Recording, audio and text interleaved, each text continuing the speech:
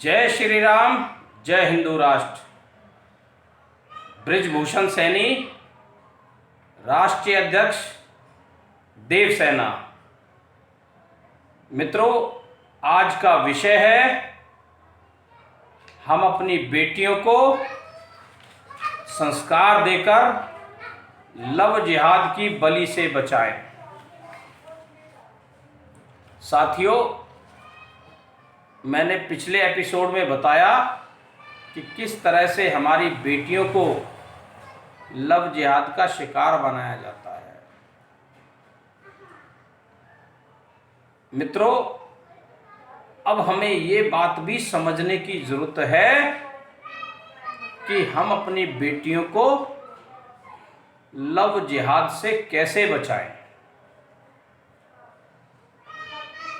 मित्रों, सर्वप्रथम हर माँ का ये कर्तव्य है और उसके पिता का भी ये कर्तव्य है, वो अपनी बेटियों पर ध्यान दें। जब उसकी उम्र 16 और 17 के आसपास होती है तो उसकी गतिविधियों पर आप नज़र रखें, उनसे मन की बातें करें, उनके मन को टटोलने का प्रयास करें और उनसे प्यार से दुलार कर अपने पन में उसको संस्कार देना शुरू करें। और ये संस्कार की प्रक्रिया तो बचपन से ही शुरू कर देनी चाहिए।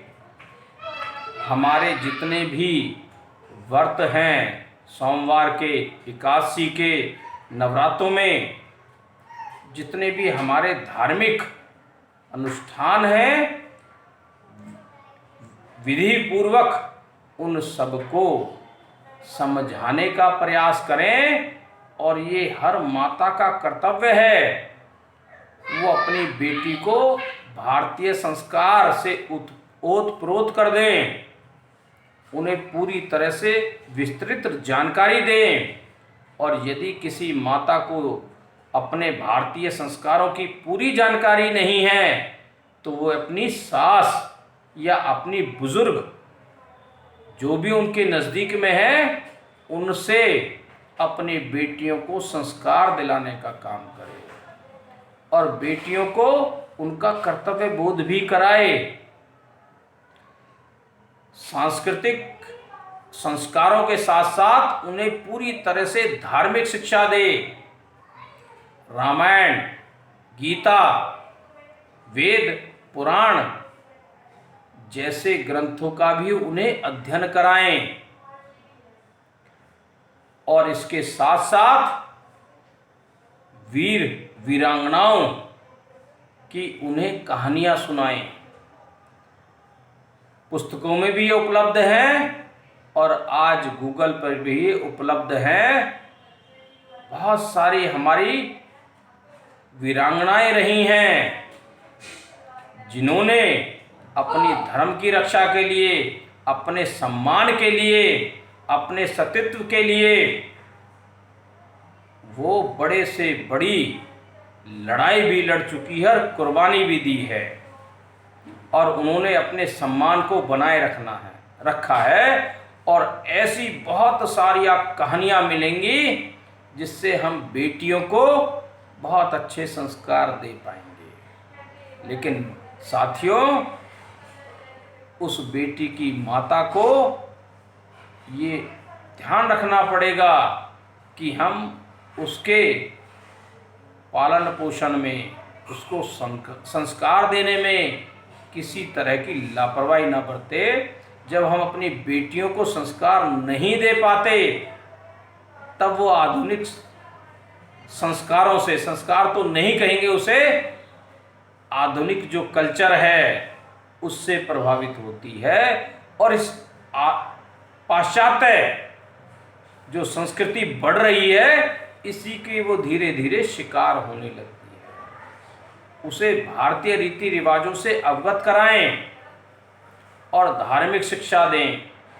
साथ साथ बहुत सारी ऐसी कहानियां हैं, सावित्री जैसी, जिन्होंने अपने पति की मौत भी टाल दी, यमराज से अपने पति को वापस हासिल कर लिया।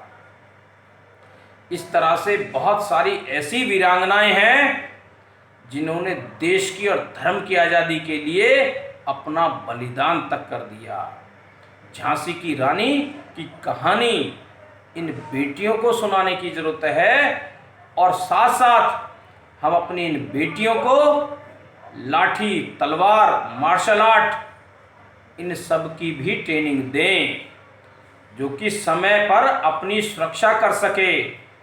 इसके साथ साथ हर बेटी को ये बताने का भी प्रयास करें कि वो अपने सुरक्षा के लिए अपने पास कुछ ना कुछ ऐसे साधन रखें जिससे वो अपने आप को सुरक्षित कर सके। कई बार हमारी बेटियां जाने अनजाने में भी शिकार बन जाती हैं। वो एक छोटा सा काम कर सकती है, अपने बैग में या छोटे से पर्स में वो एक मिर्च की पुड़िया बनाकर रख सकती है, और जब कभी वो मुसीबत में पड़े तो ऐसे दरिंदों की आंखों में मिर्च झोंककर अपने आप को वो सुरक्षित कर सकती है। और जो बेटियां जूडो, कराटे या मार्शल आर्ट की ट्रेनिंग ले लेंगी, वो भी अपने आप को सक्षम हो जाएंगी बचाने के लिए। जब तक हम बेटियों को संस्कार नहीं देंगे, तब तक हम अपनी बेटियों को लव जिहाद की शिकार होने से भी बचाने में असफल रहेंगे। तो सबसे पहले हम उन्हें संस्कार दें, फिर धार्मिक शिक्षा दें, फिर उन्हें शारीरिक रूप से मजबूत करें, मानसिक रूप से मजबूत करें। यही हमारा सबसे पहला फर्ज बनता है अपनी बेटियों के प्रति। और इसी तरह से यदि शिकार होती रही तो हमारे समाज में बेटियां देखने को भी नहीं मिलेंगी। लाखों बेटियां हर साल लव जिहाद का शिकार हो जाती है। मित्रों, इस सामाजिक दायरे के साथ साथ इस देश की सरकार को भी कानून में बदलाव लाने की जरूरत है, क्योंकि वो मासूम बेटियां आगे आने वाले समय के बारे में अनभिज्ञ रहती है। उसे ये नहीं पता कि आने वाला समय उसके लिए कितना घातक होगा, और एक मोहवश वो बहक जाती है। इसके लिए सरकार का भी ये फर्ज बनता है कि बेटी को अपनी मर्जी से शादी करने की अनुमति ना हो। यदि किसी बेटी को अपनी मर्जी से शादी करनी है तो उसे अपने माता पिता की सहमति लेनी अनिवार्य होनी चाहिए। इस तरह का भी कानून बनाए सरकार। और यदि संभव हो तो या जरूरत भी हो तो ऐसा भी प्रयास कर सकते हैं कि जब तक बेटी की उम्र 28 वर्ष नहीं हो जाती तब तक वो अपनी मर्जी से शादी भी नहीं कर सकती। यदि उसे मर्जी से ही शादी करनी है तो उसकी उम्र 28 वर्ष तय की जाए, और यदि उसे शादी 18 से 28 के बीच में करनी है तो माता पिता की मर्जी के बगैर वो उसे छूट नहीं होनी चाहिए, क्योंकि 18-19 साल की बेटी को इस तरह से संस्कार नहीं मिल पाते, या इस तरह से वो मानसिक रूप से मजबूत नहीं हो पाती, या इस आज का जो माहौल है उसको समझ नहीं पाती। वो किशोर अवस्था से जैसे ही 18 साल की टीनेज से जैसे ही 18 साल की अवस्था में आती है तो मानसिक रूप से बहुत मजबूत नहीं हो पाती। लेकिन जब 28 साल की जो बेटी होगी वो अपने आप को उस माहौल को समझते हुए सारी स्थितियों से वो अवगत हो चुकी होगी, और वो अपने बारे में अच्छा निर्णय करने की उसमें योग्यता और क्षमता आ जाएगी।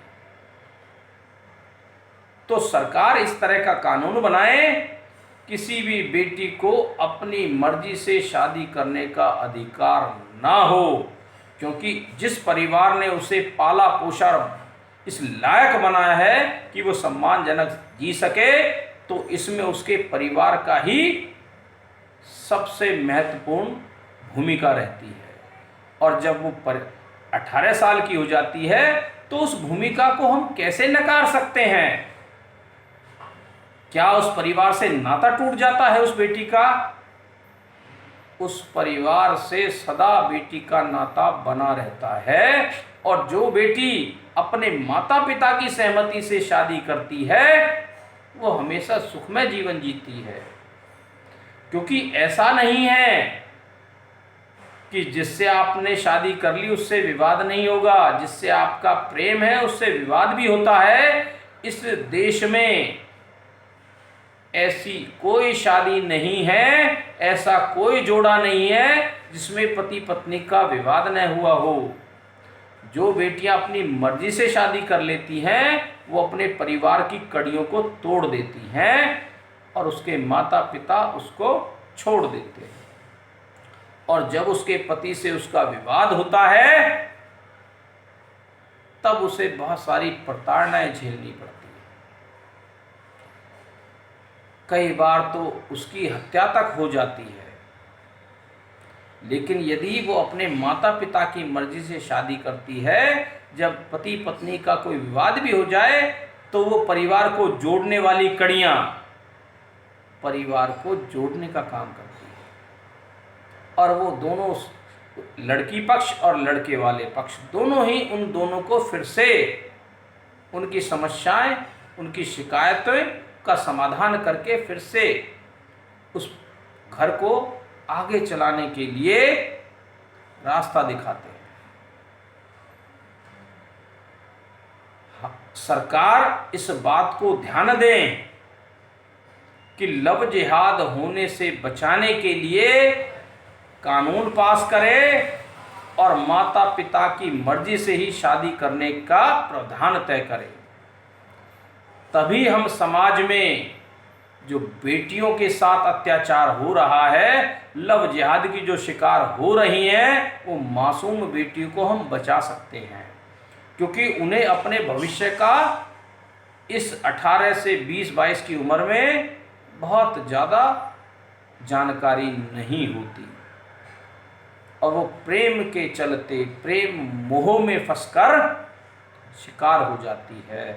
तो मैं सरकार से अनुरोध करूंगा वो इस तरह से कानून बनाएं कि माता पिता की सहमति से ही उसे शादी करने का हक मिले।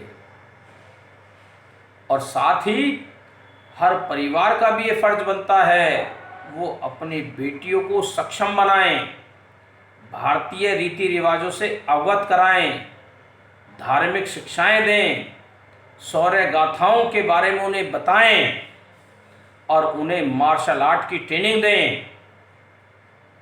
और अपनी सुरक्षा के लिए वो पर्याप्त संसाधन अपने पास हमेशा मौजूद रखें।